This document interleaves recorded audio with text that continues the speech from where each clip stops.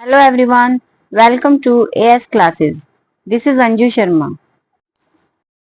The story of village Palampur. इस chapter में कल हमने क्या पढ़ा था? कल हमने विलेज पालमपुर के बारे में पढ़ा था कि पालमपुर एक हाइपोथेटिकल विलेज है, यानी कि काल्पनिक है।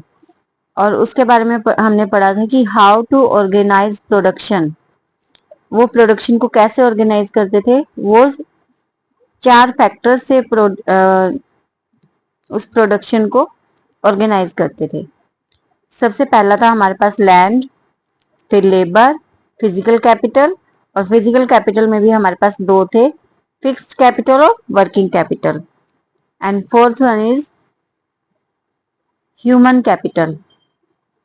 अगर आपने अभी तक मेरा फर्स्ट पार्ट नहीं देखा है तो डिस्क्रिप्शन में मैंने लिंक दे दिया है, आप वहां जाके फर्स्ट पार्ट देख सकते हैं। अब हम उसके बाद का चैप्टर स्टार्ट करते हैं, फार्मिंग इन पालमपुर। पालमपुर में खेती कैसे होती थी? वहां पे सबसे पहले तो क्या था? Land is fixed. Land fixed होती थी। Land area under cultivation is practically fixed since 1960 in Palampur.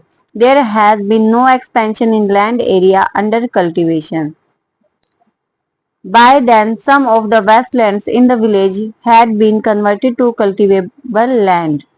There exists no further scope to increase farm production by bringing new land area under cultivation.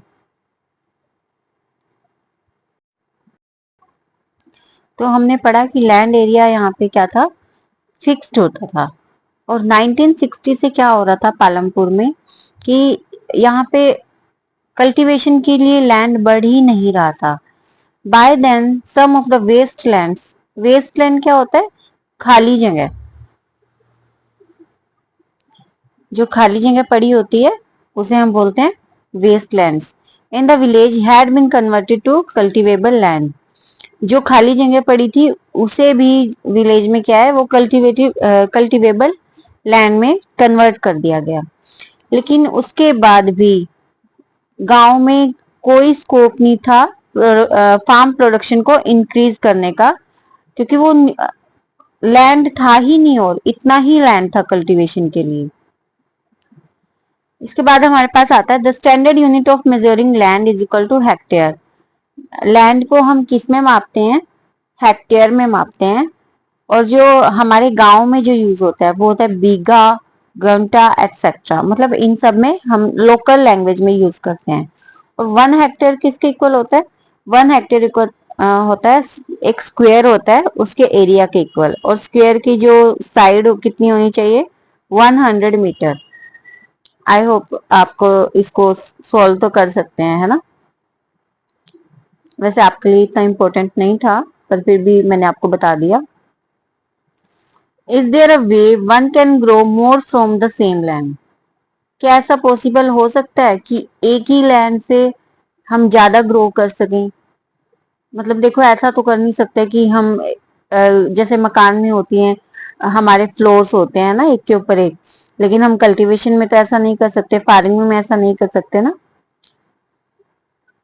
तो वहां पे क्या करते थे इंसान पालमपुर में? During the rainy season, kharif, rainy season कौन सा होता है? खारिफ का। Farmers grow jowar and bajra. फार्मर्स क्या उगाते थे? ज्वार और बाजरा उगाते थे। These plants are used as cattle feed.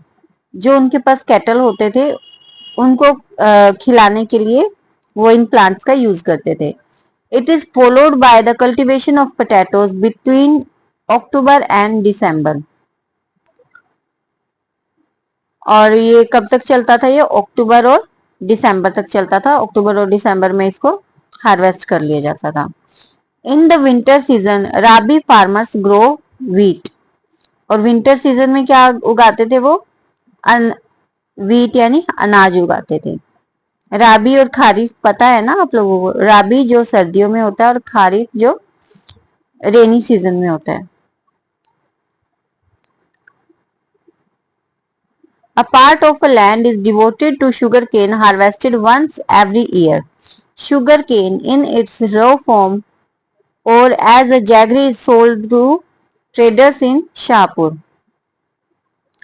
जब वो ये सब उगाते थे ना, तो अपनी जमीन का एक पार्ट जो है वो शुगर केन को यानी कि गन्ने को दे देते थे, क्योंकि गन्ना जो होता है वो साल में एक ही बार हार्वेस्ट किया जाता है, वो पूरे साल लगा रहता है, तो इसलिए वो एक पार्ट को गन्ने के लिए छोड़ देते थे।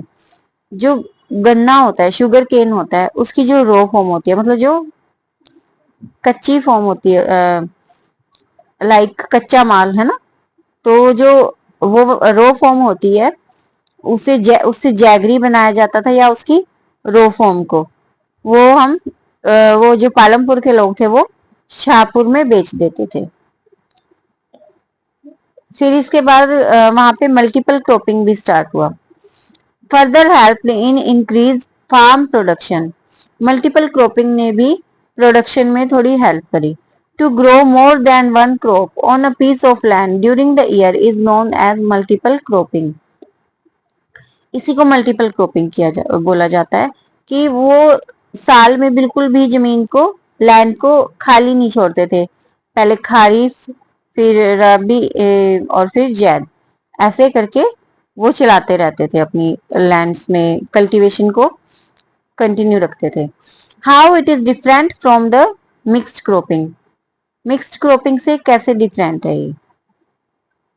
मिक्स्ड क्रॉपिंग होता है कि एक लैंड है आपके पास और उसी में आपने पार्ट्स कर लिए, और उन पार्ट्स के अंदर आपने अलग अलग क्रॉप्स को कल्टीवेट कर लिया। लेकिन मल्टीपल क्या होता है? मल्टीपल होता है कि साल में जितनी भी क्रॉप्स हो रही हैं, आपने उसके बीच में एक बार भी अपने लैंड को फ्री नहीं छोड़ा, खाली नहीं छोड़ा है। Role of irrigation, electricity, multiple cropping, modern farming methods, increasing farm production. Irrigation और इलेक्ट्रिसिटी का जब यूज होना स्टार्ट हुआ, तो उससे क्या हुआ कि प्रोडक्शन में इंक्रीज हुआ। इरिगेशन, इरिगेशन क्या है?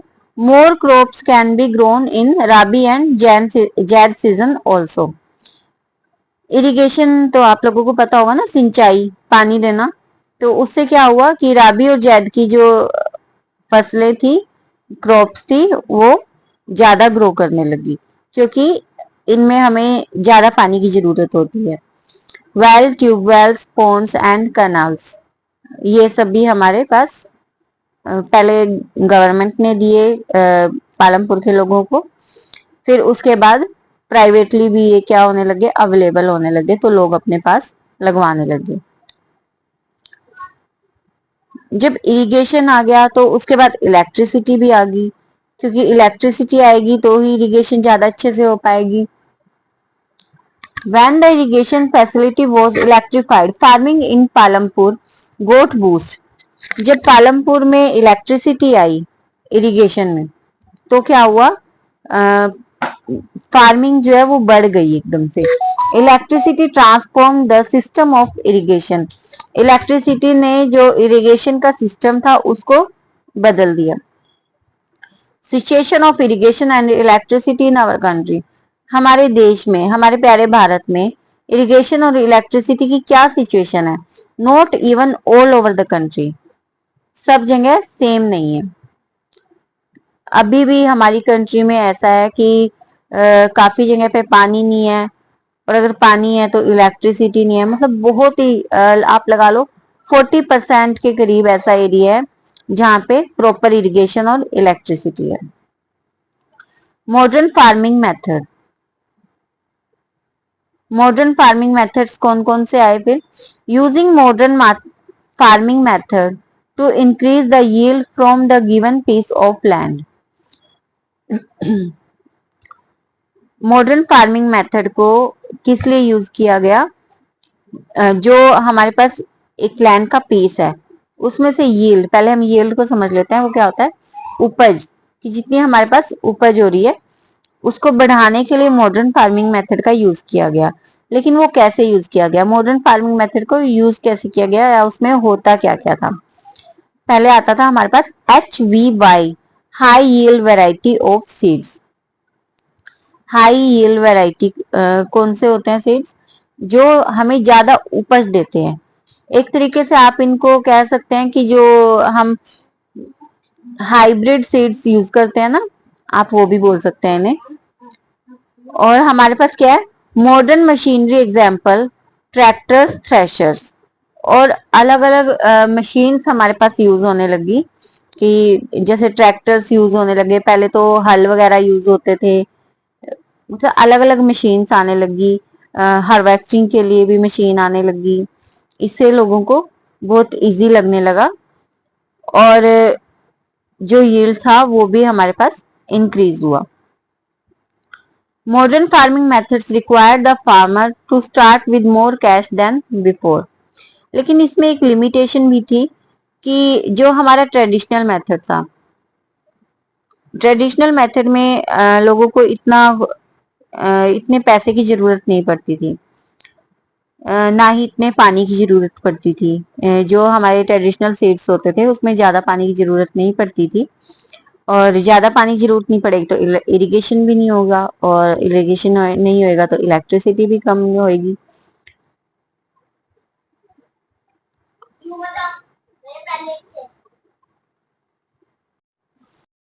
और जो HVY सीड्स थे वो भी थोड़े महंगे थे ट्रेडिशनल सीड्स से, तो इसलिए जो फार्मर्स थे उनको थोड़े ज्यादा कैश की, थोड़ी ज्यादा मनी की जरूरत पड़ती थी पहले से।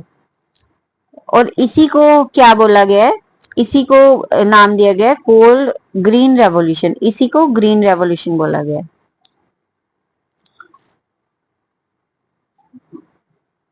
नेक्स्ट है हमारे पास, एक हमने पढ़ लिया कि लैंड जो है वहां पे फिक्स होती थी। अब हम पढ़ते हैं कि विल द लैंड सस्टेन। जब ग्रीन रेवोल्यूशन आ गया तो क्या उसके बाद लैंड सस्टेन कर पाएगी? Scientific reports indicate that the modern farming methods have overused the natural resources. Why?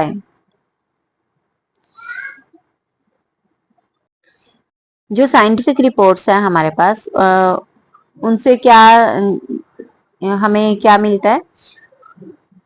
उन्होंने कहा है कि जो मॉडर्न फार्मिंग मेथड हैं उनके ज्यादा यूज से जो हमारे नेचुरल रिसोर्स हैं वो कम हो रहे हैं, ज्यादा यूज हो रहे हैं, और ज्यादा यूज होने के कारण क्या हो रहा है, उनकी कमी हो रही है। Negative impact of green revolution. Green revolution आ तो गया, एक तरीके से वो अच्छा भी था, लेकिन अब हम इसके नेगेटिव इम्पैक्ट पढ़ते हैं। अच्छा किस लिए था, कि उपज बढ़ गई लोगों की, है ना, इरिगेशन आसान हो गई, इलेक्ट्रिसिटी आ गई। तो अब हम पढ़ते हैं इसके नेगेटिव इम्पैक्ट। नेगेटिव इम्पैक्ट में देखिए सबसे पहला पॉइंट क्या है, green revolution is associated with the loss of soil fertility due to increase use of chemical fertilisers. जो हमारा ट्रेडिशनल मेथड था ना, उसमें फर्टिलाइजर्स के रूप में जो फार्मर्स थे वो क्या यूज करते थे, वो जैसे गाय का गोबर, काउ डंग यूज करते थे, या एक क्या बोलते हो आप उसको, मैन्योर यूज करते थे। लेकिन वो ज्यादा महंगी नहीं आती थी, सस्ती भी आती थी, और वो जो है जो हमारी उपज होती थी उसको नुकसान भी नहीं पहुंचाते थे। लेकिन जब ग्रीन रेवोल्यूशन आया तो केमिकल फर्टिलाइजर्स यूज होने लगे। केमिकल फर्टिलाइजर से क्या हुआ, कि जो सॉइल की फर्टिलिटी थी, जो उसकी उपजाऊ क्षमता थी, वो धीरे धीरे कम होने लगी। Continuous use of groundwater for tubewell irrigation has led to the depletion of the water table. जब वो ट्यूबवेल से नीचे से ग्राउंड वाटर निकाला जाने लगा इरिगेशन के थ्रू, तो क्या हुआ कि जो हमारी वाटर टेबल है, जो हमारे पानी का स्तर है, जल स्तर है, जो वो उसमें कमी आने लगी, वो नीचे की तरफ जाने लगा हमारा ground water. Environmental resources like soil fertility and groundwater are built up over years. Once destroyed, it is very difficult to restore.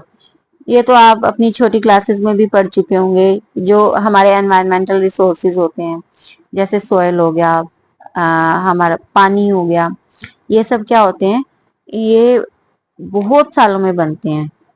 अगर ये एक बार डिस्ट्रॉय हो जाए, एक बार इनमें कमी आ जाए, तो इनको बहुत मुश्किल से रिस्टोर किया जाता है, और इनको बनने में बहुत सारे साल लग जाते हैं। We must take care of the environment to ensure future development of agriculture. Agriculture की डेवलपमेंट के लिए हमें जो है एनवायरनमेंट की देखभाल करनी चाहिए, केयर करनी चाहिए इसकी। How is land distributed between the farmers of Palampur. जो पालमपुर के किसान थे, फार्मर्स थे, उनमें लैंड को कैसे डिस्ट्रीब्यूट किया जाता था। Land is a very important factor for farming. Land जो है वो फार्मिंग के लिए सबसे इंपॉर्टेंट फैक्टर है, क्योंकि जब तक लैंड ही नहीं होगा तो फार्मिंग कैसे होगी, है ना। Unfortunately not all the people engaged in agriculture have sufficient land for cultivation. लेकिन जो सभी लोग थे ना, जो गांव के सभी लोग थे जो एग्रीकल्चर से एंगेज थे, उनके पास लैंड नहीं होता था कल्टीवेशन के लिए। सबके पास लैंड नहीं होता था। तो जिनके पास लैंड नहीं होता था वो लोग क्या करते थे, वो लोग लेबर की तरह काम करते थे दूसरों के खेत में। Land is unevenly distributed. Land जो है वो अनइवनली डिस्ट्रीब्यूटेड होता था। Some do not have land, किसी के पास लैंड नहीं था। Some have a small plot of land, किसी के पास छोटा सा थोड़ा सा लैंड होता था। Some section have huge part of land, और जो कुछ जो रिच लोग थे, जो बड़े लोग थे उस गांव के, उनके पास एक बहुत बड़ा सेक्शन होता था लैंड का। तो अगर आपके पास ये क्वेश्चन आ जाता है कि how is land distributed between the farmers of Palampur, तो सबसे पहली लाइन आप क्या लिखेंगे वहां पे, लैंड इज अनइवनली डिस्ट्रीब्यूटेड। आप यहीं से अपना आंसर स्टार्ट करेंगे, ठीक है।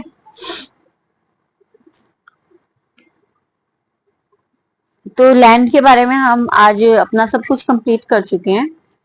अब हम पढ़ लेते हैं कि जो पालमपुर था। देखिए, मैं इस चैप्टर में आपको स्टोरीज़ कम ही पढ़ाऊँगी, क्योंकि जो मेरा मेन फोकस है वो चैप्टर की मेन कॉन्सेप्ट्स पे है कि आप उसको कॉन्सेप्ट को समझ सको। लेकिन फिर भी चलो, जो पालमपुर में जो एक सिचुएशन थी लैंड डिस्ट्रीब्यूशन की, वो मैं आपके साथ डिस्कस कर लेती हूँ। यहाँ पे हमें क्या दी हुई है, गोविंद नाम के एक फार्मर की स्टोरी दी हुई है। 1960 की बात है। गोविंद नाम का एक फार्मर था जिसके पास 2.25 हेक्टेयर लैंड था। उसने उसको कल्टीवेट किया, किसकी हेल्प से, अपने 3 बेटों की हेल्प से उसने उसको कल्टीवेट किया। लेकिन उस ज़मीन को भी कल्टीवेट करने के बाद वो अपनी लाइफ आसानी से नहीं जी पा रहे थे, मतलब कंफर्टेबली नहीं जी पा रहे थे, थोड़ा सा उनके लिए टफ हो रहा था। तो उसके लिए उन्होंने एक बफेलो को भी रखा हुआ था अपने घर में एक्स्ट्रा इनकम के लिए। कुछ सालों के बाद गोविंद की डेथ हो जाती है। तो ये जो लैंड था ये 3 बराबर पार्ट्स में डिवाइड हो गया, नियर अबाउट 0.75 हेक्टेयर। एक के पास इतना साइज़ आया, उसके एक सन के पास। तब तक इरिगेशन भी इम्प्रूव हो चुकी थी और मॉडर्न फार्मिंग मेथड भी आ चुके थे।